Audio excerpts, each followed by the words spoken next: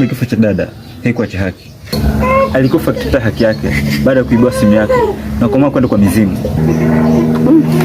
Kaka, habari wa simu nilikuwa nayo, lakini sikutarajia kama nilimpelekea dada kuangamia. Kwani wale mwibia simu dada hujamfahamu mpaka sasa? Sasa naitwa Yongo Mtukutu.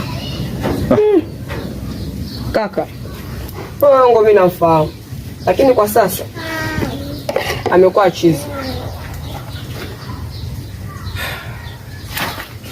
Subiri. Kaka, unaelekea wapi?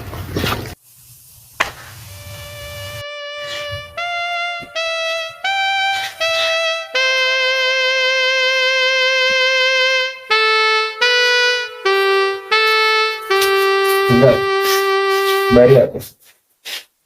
Nzuri, karibu.